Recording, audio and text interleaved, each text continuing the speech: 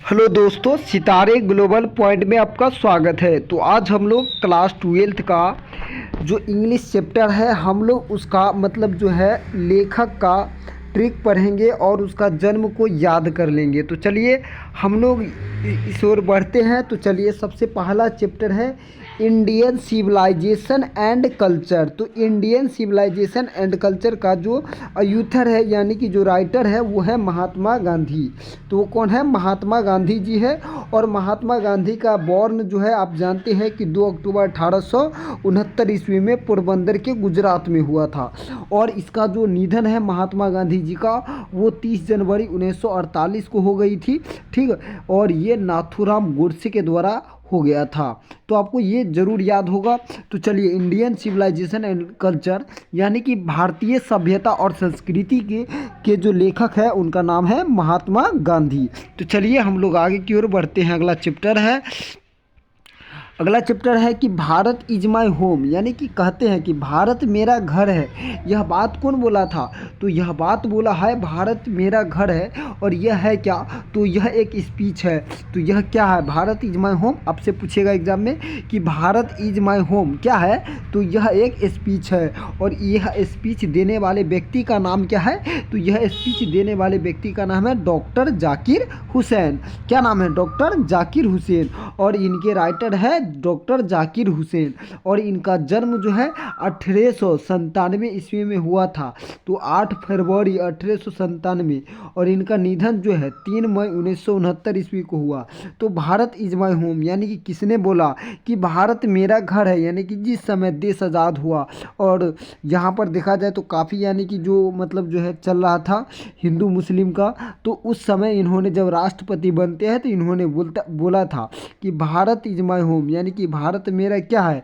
भारत मेरा जो है घर है। और ये भारत के 3rd राष्ट्रपति है। क्या में? 3rd। तो आप इसे भी याद रखिएगा। तो चलिए हम लोग आगे की ओर बढ़ते हैं। अगला चैप्टर आ जाएगा अ पिंच ऑफ स्नॉफ।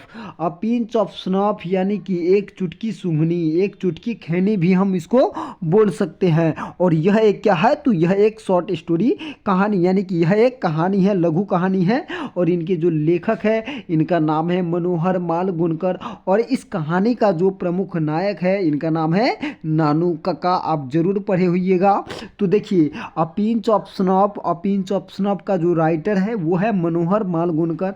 यानी कि एक चुटकी सूंघनी, यानी कि एक चुटकी सूंघनी कहाँ का अच्छा होता है? तो मनोहर नाम का एक लड़का है और उनका जो यानी कि मनोहर माल, माल याद रखिएगा, माल के गांव का ही सूंघनी अच्छा होता है।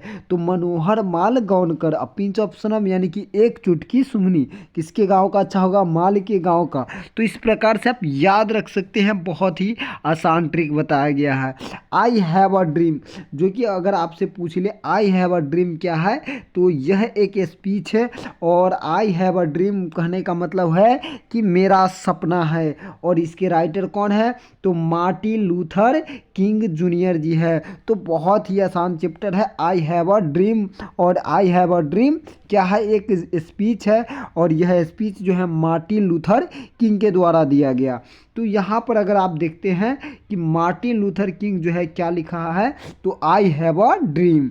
अब यहाँ पर अगर आप देखिएगा तो आई हैव अ ड्रीम का राइटर हो गया मार्टिन लूथर किंग। यानी कि मेरा सपना क्या है? तो मेरा सपना है कि मार कर, यानी कि मार कर लूट कर राजा बनना है जरूर, यानी कि किंग बनना है। तो मार कर यानी कि मार्टी, लूट कर यानी कि लूथर, और राजा कहने का मतलब होता है किंग। तो आई हैव अ ड्रीम के लेखक जो है यानी कि राइटर जी है कौन? तो याद रखिएगा आपको मार्टिन लूथर किंग। तो यहाँ पर आगे इनका जन्म हम अब पढ़ लेंगे। तो इनका जन्म जो है कब हुआ है? 15 जनवरी 1929 ईस्वी को होता है। और इनका निधन जो है 1968 ईस्वी को हो जाता है। और इन्होंने यानी कि रंग भेद के विरुद्ध इन्होंने आवाज़ उठाए थे, रंग भेद के यानी कि काला और गोला गोरा के। तो चलिए हम लोग आगे बढ़ते। अगला चैप्टर है आइडियाज दैट हैव हेल्पेड माइनकाइंड। काफ़ी यानी कि जो है आइडिया, आइडिया हमारे दिमाग में जो है हेल्पेड माइनकाइंड, यानी कि आइडिया हमारे दिमाग में कैसा आना चाहिए। तो काफ़ी यानी कि आइडिया ऐसा होना चाहिए, यानी कि एकदम माइनकाइंड, यानी कि एकदम आइडिया अच्छा ट्रेंड वाला आइडिया होना चाहिए।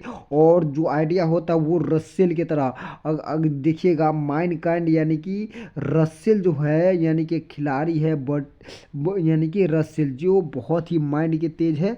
तो आइडियाज दैट हैव हेल्पेड माइनकाइंड, जो इनके राइटर हो जाएंगे रसेल, याद रखिएगा। या आपका दिमाग जो है क्या होना चाहिए, ट्रेंड होना चाहिए। तो इसे आपको याद हो जाएगा कि बर्टन रसेल।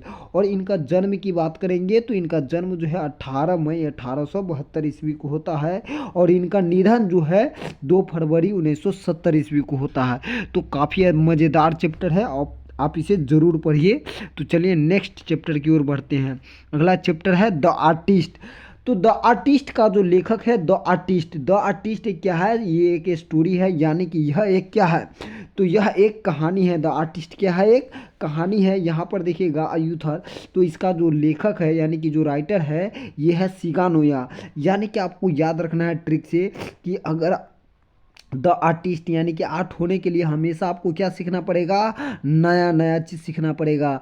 तो हर आर्ट को क्या सीखना पड़ता है, तो नया नया चीज़ सीखना ही पड़ता है। अगर आप आर्ट यानी कि एक कलाकार बनते हैं तो आपको हर बार क्या होगा, नया तरीका नया टेक्निक सीखना होगा।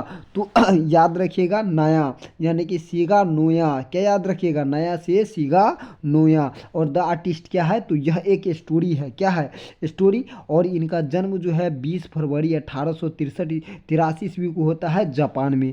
और यह जो है द आर्टिस्ट एक जापानीज कहानी है और एक जापानीज बॉय है जिसका नाम है सेबी। तो इसका नाम रहता है लड़का का सेबी। तो सेबी नाम के लड़के की कहानी है इसमें। तो चलिए आगे की ओर बढ़ते हैं। इनका निधन जो है 21 अक्टूबर 1971 ईस्वी को होता है। तो चलिए हम आगे की ओर बढ़ते हैं। अगला चैप्टर है अ child is born. A child is born का जो राइटर है ये है कौन, तो जर्माइन ग्रीर। कौन है, Germaine Greer. A child is born का जो है राइटर कौन है, जर्माइन ग्रीर।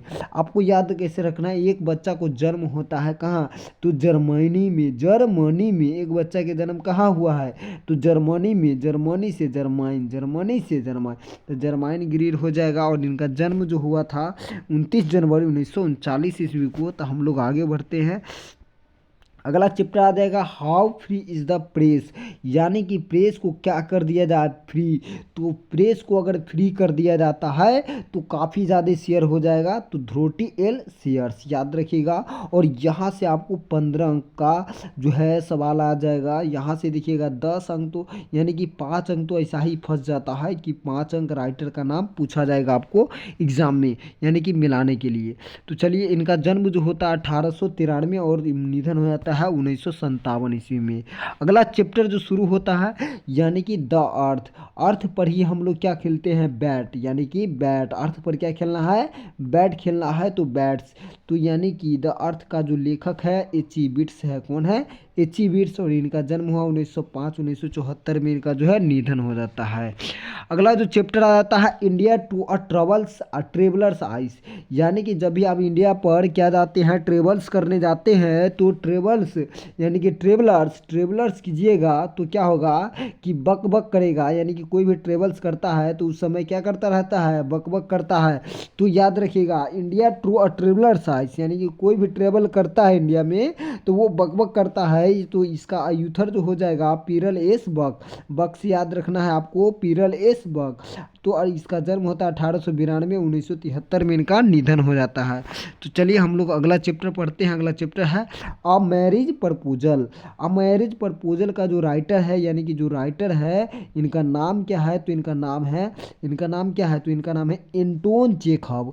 Anton Chekhov. अब देखिए मैरिज यानी कि आप शादी ब्याह कीजिएगा, क्या कीजिएगा, शादी ब्याह अगर आप करते हैं तो शादी ब्याह कैसे कीजिएगा, देख सुन के कीजिएगा, चेक करके कीजिएगा कि कैसी लड़की है, गोरी है या काली है, तो चेक कीजिएगा।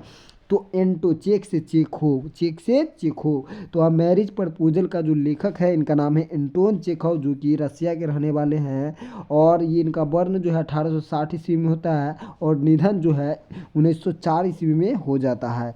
तो तो यह वीडियो आपको कैसा लगा आप ज़रूर बताएं। अगर अच्छा लगा तो एक लाइक तो ज़रूर कीजिए और इसे अधिक से अधिक अपने दोस्तों में ज़रूर शेयर कीजिए ताकि आपके दोस्त भी अच्छे से अच्छे अंक ला पाए। तो मिलते हैं आपसे नेक्स्ट वीडियो में। अगर आपको किसी भी प्रकार से डाउट हो तो आप कमेंट बॉक्स में ज़रूर लिख सकते हैं।